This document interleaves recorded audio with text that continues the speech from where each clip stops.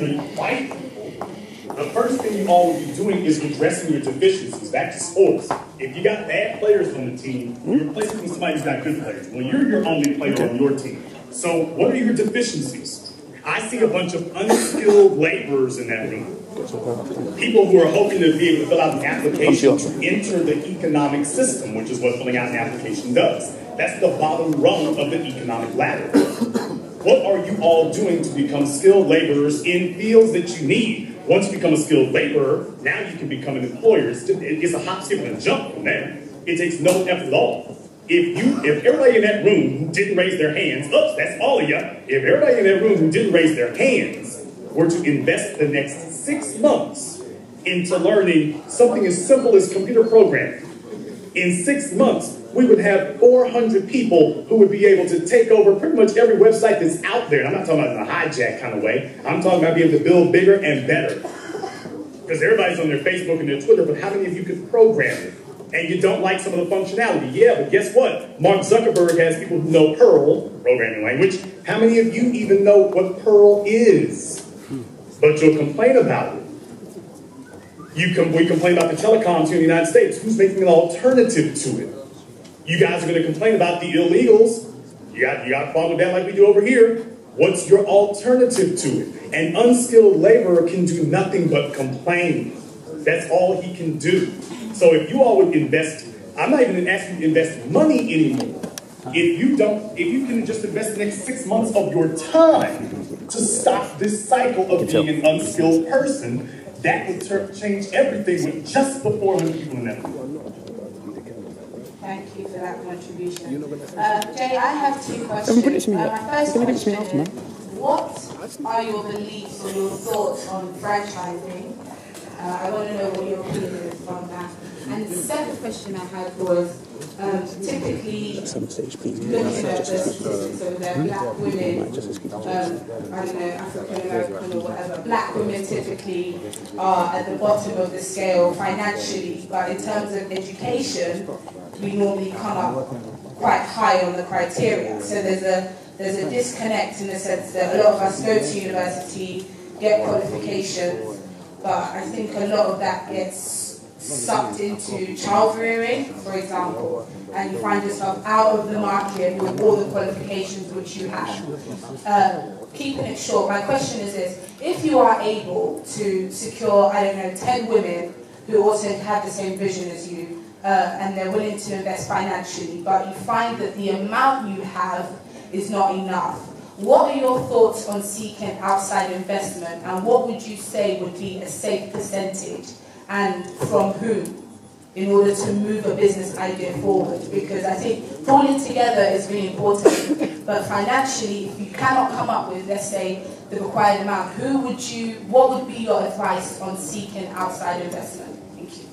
Okay, first of all, I don't want to hear any black person anywhere on this planet say that they don't have enough capital.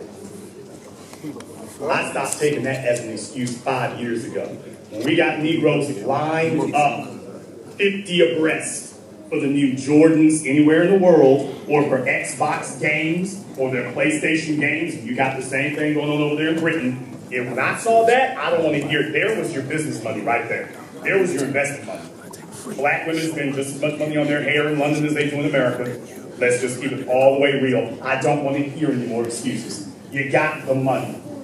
What you do not have is the will to use it for what you need. You want to go to work for the things you want and then beg for the capital that you need. Now that's called not being an adult. So I will not hear that one at all, period. As far as getting together with other investors, that would be something that you would have to align on your own. I was able to do it for 7 a.m. But like I say, it takes either a good idea or a good amount of people. So be prepared to invest either one of those. And get ready for an answer you might not like. But as far as investors, yes, there's nothing wrong with that. As far as franchising, that doesn't matter as long as you own the building.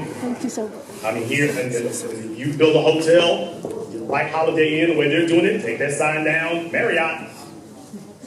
Make it simple, it doesn't matter. As long as the building is yours, you can do whatever you want to with it. And when you get tired of playing around with them, pull up your own. It doesn't matter. The franchising is perfectly fine. No problem with that. Be prepared to spend some money, though, because a good franchise will not be cheap. Now, To your last question, well, your second to last question. Do you all notice that I didn't use the word education in my film? Dr. Anderson has a degree. Umar Johnson, myself. But did you notice that none of us told you all to get an education? Did you notice we didn't do that? Oh yeah, we touched on the subject, but you notice I didn't say that. And the reason I didn't is because there is a difference between education and intelligence.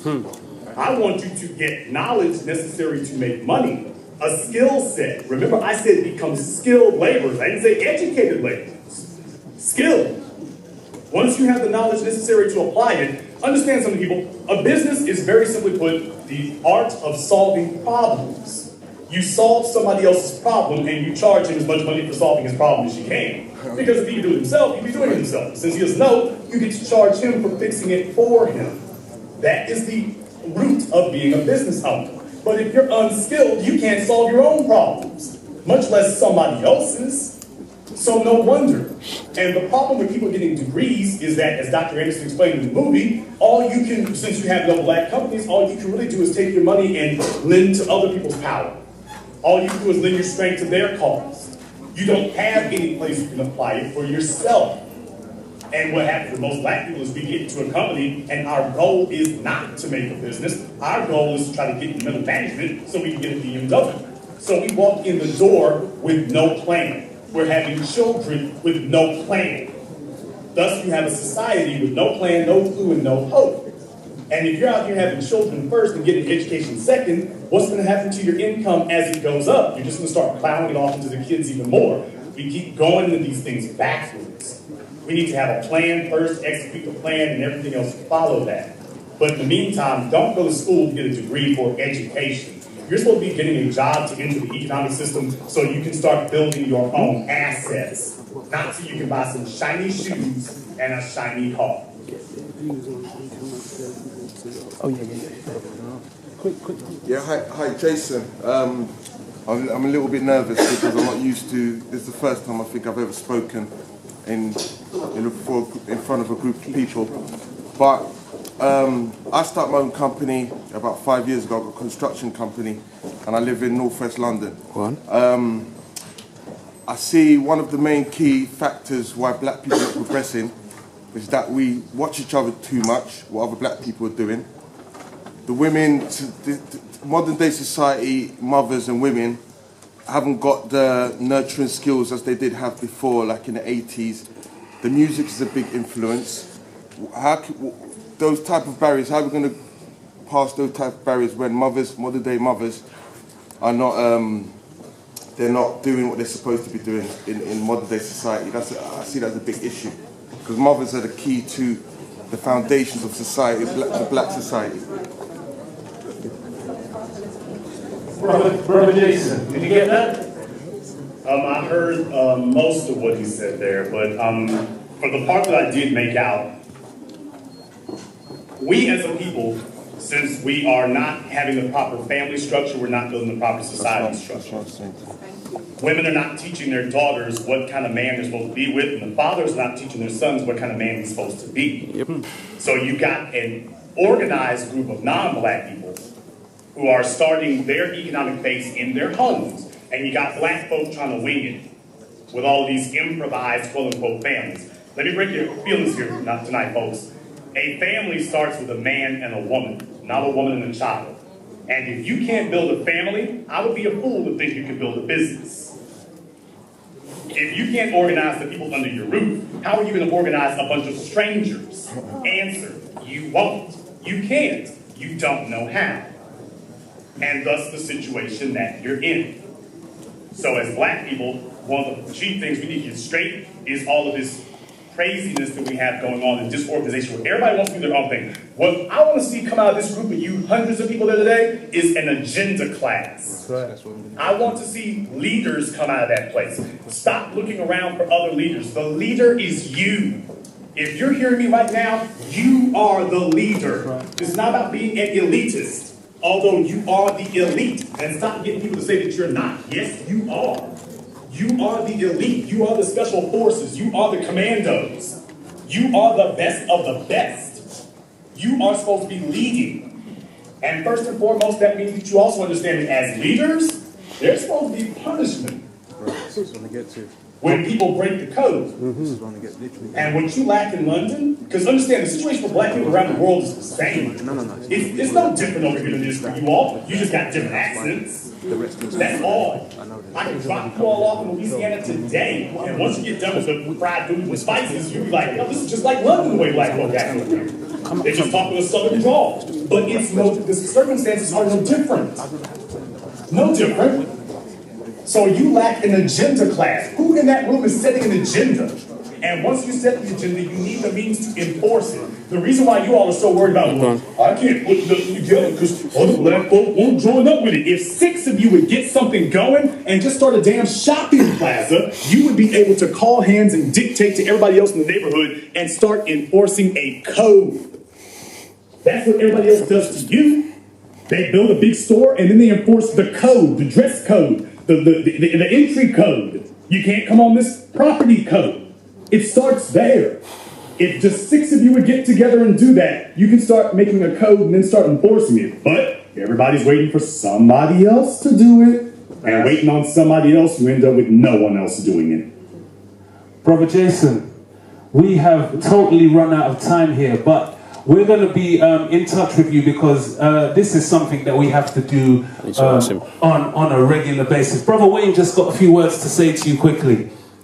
Hi, how you doing, Jason? Take one people, Black First Wayne. Wayne has been with me since the very start of the Black Channel. If you don't know about our Black Channel radio broadcast online, so big ups to Wayne. Thanks, Jason.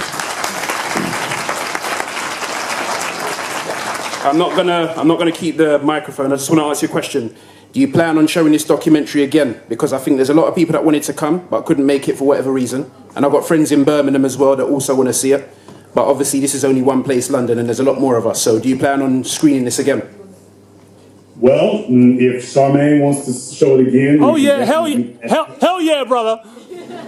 That was Mark. Yes, interest in some other places, but definitely, like I say, if anybody wants to contact us about screening it, they definitely can contact us. And especially for the overseas places, I really want to work with them to make sure this gets out. And we're even planning on screening it in Africa here in a couple of weeks. So, really? Okay. So that's... Okay, so some people in South Africa was interested, I'm hearing. So that's a little clue. Anyone that's a film developer or something like that, that's your first film you can do right there. So, Brother Jason, what I was going to say to you is we're going to be in touch with you shortly to work this stuff out because there's a lot of people in here that had hands up and we couldn't get to them. And we're going to put together something where we can all gather in a room and have a proper discussion, a proper... Sorry?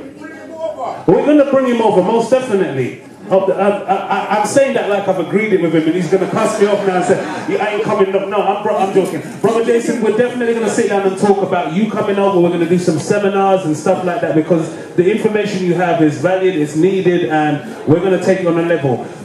People, give Brother Jason a big round of applause.